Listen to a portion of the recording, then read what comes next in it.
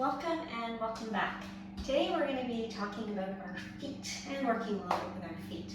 So our feet are super important. They have a quarter of all the bones in our body, tons of muscles, ligaments, tendons, both within the feet and crossing up into the rest of our leg, and many nerve endings that help us to get feedback about the surface beneath us. And that feedback in the feet helps us to balance. That's what all the muscles and ligaments also help with. Help us to balance, help us to navigate and move around the surface beneath us. So our feet are really important. And what do we tend to do? We tend to cram them into shoes that are either malformed and squish our feet, or sometimes they're too cushiony and they interfere with our ability to really sense the ground beneath us. And we tend to put them in those shoes and just kind of forget about them and ignore them until they start talking to us with some issues. The other thing is, as we get older, the sensitivity in our feet declines, and of course, muscle strength and flexibility tends to decline as well, and that's when we start to have issues with balance, with gait. So it's really important to take care of your feet, and we're going to do a few things today to focus on our feet and treat our feet. So what I'd like you to start with is to just stand. I'm going to come stand on my mat and see if you can feel the 3 points of your feet beneath you. So by 3 points, there are actually 3 arches in our feet. So you probably know about this one, but there's also an arch on the outer edge and an arch across the ball of your foot. So if you can think about where those arches meet, center of the heel and the ball of the foot on the 2 sides, see if you can feel those 3 points. You can maybe lift and stretch your toes. And then from here, we're just going to bring our hands to our pelvis and do a little hip hinge. So we're just kind of checking into how things feel in our feet, how things feel in our legs and body. And then we're just going to bring our weight onto one foot, do a little balance. Just notice what you notice. Easy breath, and just come onto the other foot. Just kind of taking a baseline before we start. It's always good to take a baseline so you kind of know what your practice has done for you. All right, we're going to start with a little bit of foot massage. So finding a nice seat, you can sit on the ground if you prefer. I'm going to sit on a chair. And let's just take a foot. And we're just going to start some nice, easy massage. So it's interesting, I found some studies that indicate that providing more tactile stimulation to the feet can help improve with balance and fall prevention. So this is great for providing more tactile stimulation as well as loosening things up, and it just feels good, yeah? Let's, I'm being really gentle here. You don't want to push too hard. We're going to take our fingers and spread those toes apart like we're getting a pedicure. And give a little gentle back and forth with that forefoot. Yeah. And I'm going to take my heel between my hand. I'm just going to turn the ankle up and down. So the mobility of our ankle is also really important to the function of our feet and in walking. So we don't want to ignore that as well. And I'm going to keep doing that with the ankle. I'm going to take the forefoot and just have a little bit of twisty here. So twisting half one way and the other. And you notice I'm being really gentle about this. There's no forcing.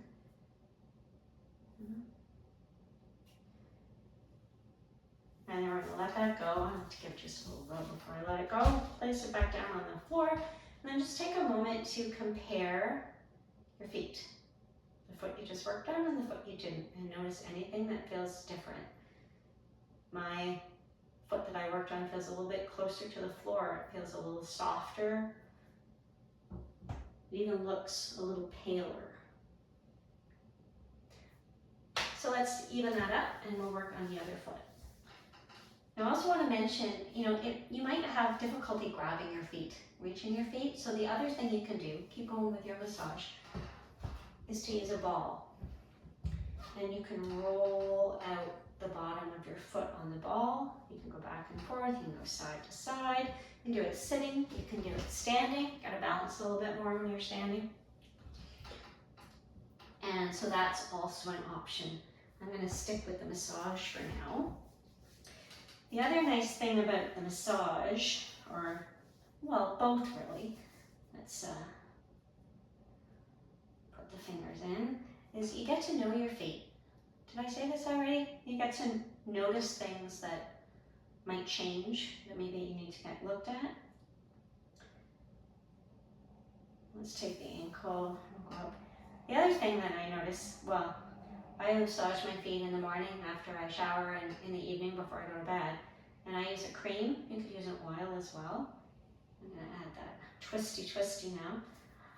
And I find that helps to keep the skin on my feet softer as well. Because of course we build up calluses, that can affect sensitivity.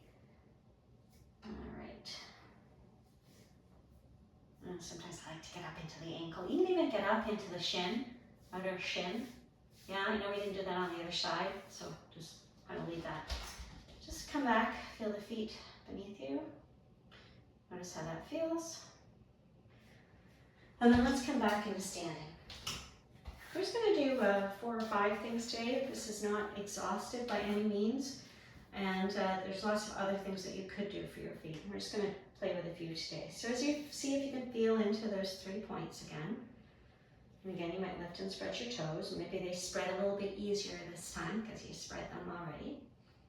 And then let's just play a little bit with moving through the feet. So I'm rocking forward onto my toes and heels. And you can also, you can use a chair for a little bit of balance here. My mat's sticking to my feet. Up and down.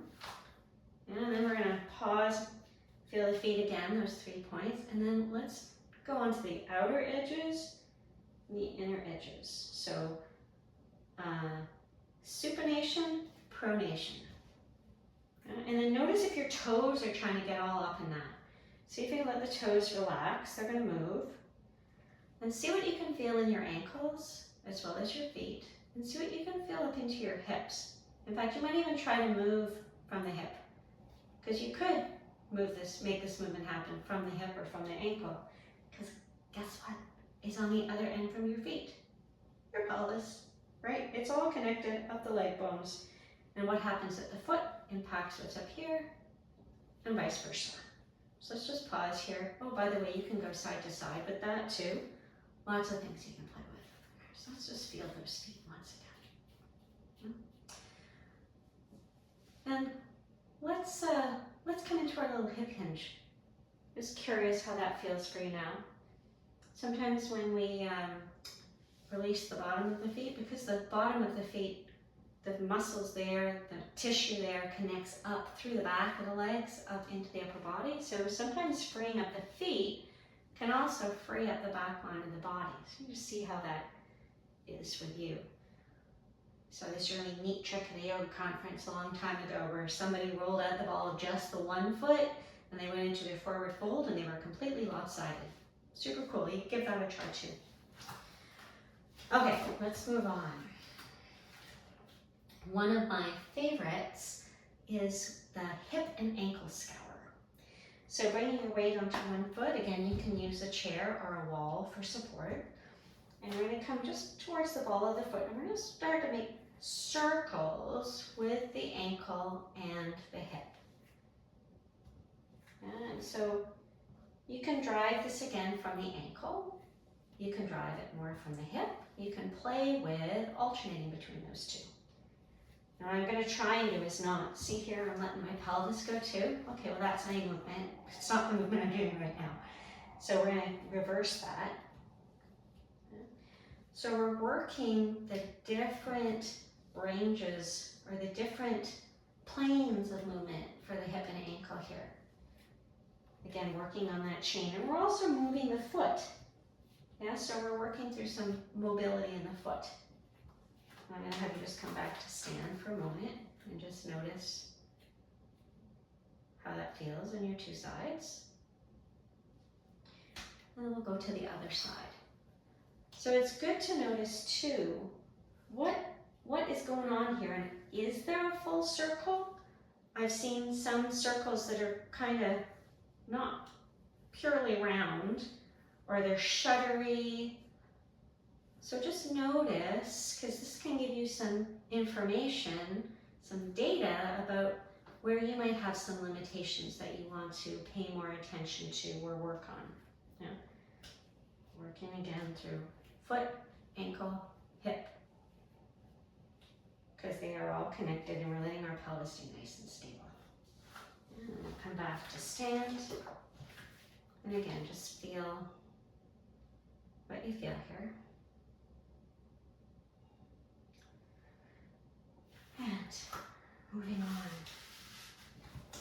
Another thing I quite like is a little bit of work again for the foot, but also for the hip and leg bone and the hip socket. So we're going to kind of stand on a block. And again, you're going to want something to balance with.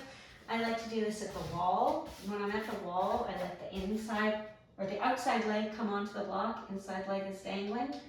But if I do that, you can't really see me. So I'm going to come this way.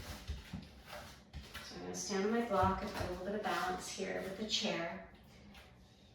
And I'm going to start by just feeling my foot on that block. Now I have a pressed foam block, so it's not super stable. Like it's got some give to it, so it's not as hard as the floor. So now I'm having to work a little bit more with that instability. Great way to challenge your feet and your balance is to stand on like a wobble board or a Bosu, you know, that unstable surface. You'll really feel those muscles start to move around. So from here, I'm also noticing if my hips are dropping or hiking or what. And I'm going to start giving that leg a little swing. Now just a small swing. So you'll notice, I'm going to turn sideways for a minute. Now I have to use the wall.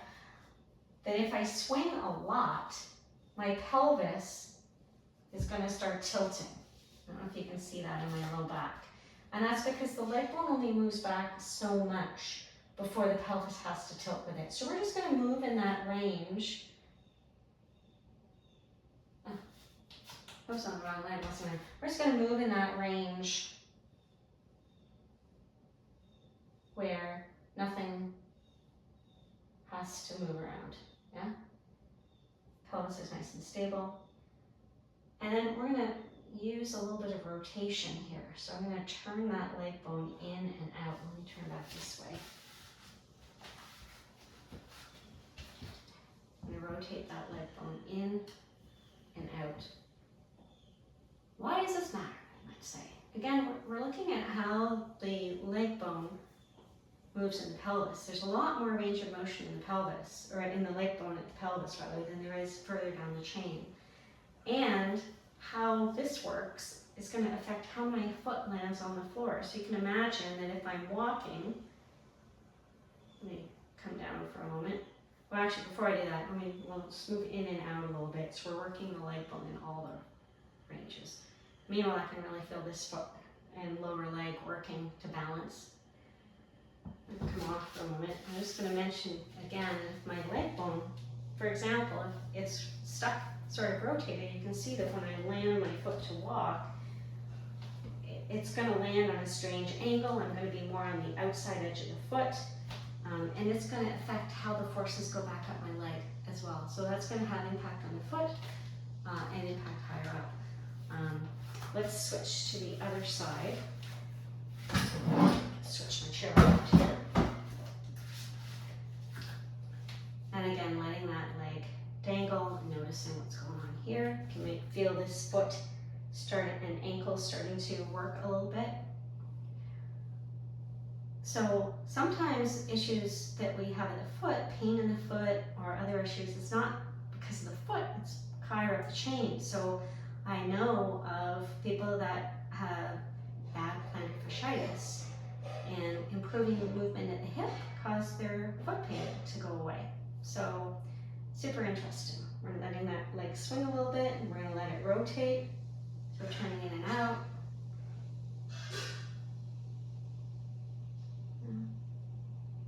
A little side to side. And we're just letting this leg really kind of be loose. So there's not a lot of muscle activity here. It's kind of dangly. And then we're gonna come back to stand on our 1, 2 feet. And just feel again the 3 points of your feet. Notice how your feet are connecting to the ground. Maybe take a little hip hinge again. Just notice how that's feeling. Yeah. Nice. Okay, we're going to come to 1, 2 more things for the feet. I'm going to come down to the floor now. And as you come onto all fours, I'm going to move this out of the way a little bit. More in the center.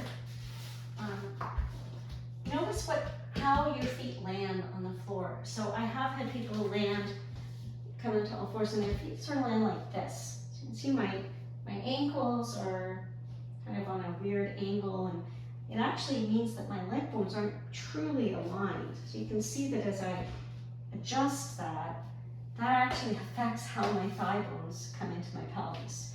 So just be aware of that as you set up into this tabletop.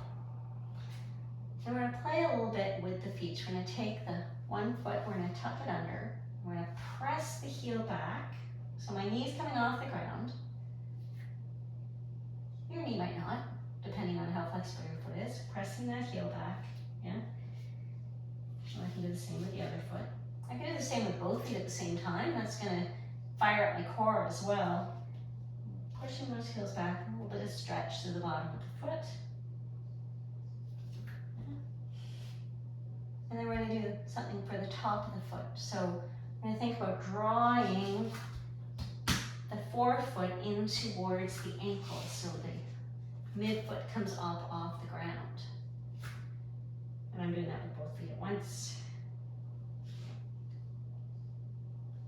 So a little bit of work for the tops of the feet. And I can also stretch out the tops of the feet. And that can be a little bit of a challenge to lift up the knees. I should mention too that this actually is great to do. Let's come into lunge. Let's come into lunge. So similar kind of thing here. You can keep your hands here. You can bring your hands onto the blocks. I just have the 1 block, but I have a wall. Yay. Tuck the toes under. You can press the heel back. So that's getting a little bit of strength in the legs. I can pull the toes under. Yeah. And I can press into the top of the foot to lift the knee, which is going to be, it's actually a little bit easier to do it with the 1 leg in from the lunge. Or it is for me. It might not be for you. Play around and see. So that's, okay, do the other side. We all want to be even, right? So, other side, again, we're going to press the heel back. We can draw the tops of the toes in. And then we can press the top of the foot in and lift the knee. Yeah. Nice. Come on out. I've got 1 more for you today. And this one can be really intense. So go easy and just play around a little bit. So this is a kind of a toe stand. So one thing that's really, really important with this movement is we want the ball of the foot, let me sit for a moment, we want the whole ball of the foot to be on the ground. So what we don't want is for that ball to start to come up, and then you can see that I'm more on my toes, and that's a lot of pressure for the toes, and that's kind of counterproductive to what we're trying to do. So we want to be in a position where that ball of the foot is firmly on the ground. And so what I'm going to do is I'm going to start from here. You can use the chair too, actually, for this, so that the balls of my feet are firmly on the ground. And I'm going to start to bring my knees down towards the earth. And I'm going to let my block, or pillows, or books, or whatever you happen to have, intersect my knees, yeah, before they come down. So your blocks, you might have really high books. They might be a little bit lower. Your knees might come all the way to the ground. I'm going to come to here. So depending on your knees, you might also want like a roll towel or something behind your knees if the knee flexion is too much. From here, you can start to sit back, and you can also start to sit up. And the more that your weight comes back, the more you're going to feel this in the bottoms of your feet. And it can be pretty intense, especially if you've never done it before. The soles of your feet are really tight. So you're not going to stay here for very long. A few breaths. This is not a 5-minute kind of a gig. A few breaths.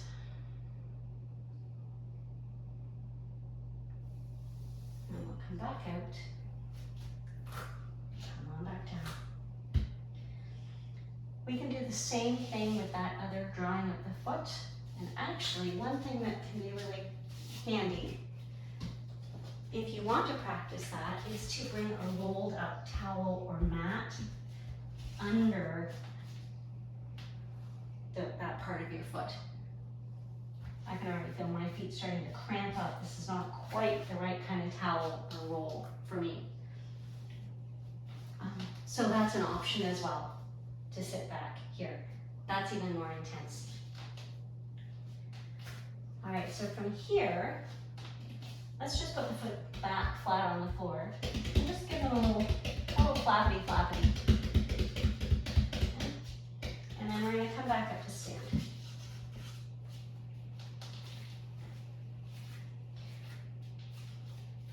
And from here, just feeling again the 3 points of your feet on the earth.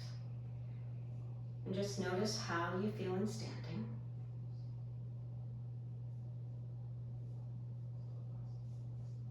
Let's take that little hinge at the hips, feeling how that feels from the feet all the way up. And let's come into our little balance. So weight coming onto one foot. Now you might feel more stable, or you might be more aware of the movement in your feet. Both are possible. That's what our feet are meant to do, is to interpret the earth beneath us and help us find balance. I'm going to switch to the other foot. And of course, our feet aren't alone in that. There's other parts of our body that help in balance as well, but they definitely play a part. And put feet back down. And if you want, you can take a little walk around and just notice how you feel in your feet and up the chain. So that was a few things that you can do with your feet. Of course, there are a lot more. There's a lot more that you can do up the chain, through the ankles, the hips, even into the upper body sometimes can affect how our feet react. But that's a start. So I hope that you find something that you can take away with you and to treat your feet well and take care of them. Thanks for watching.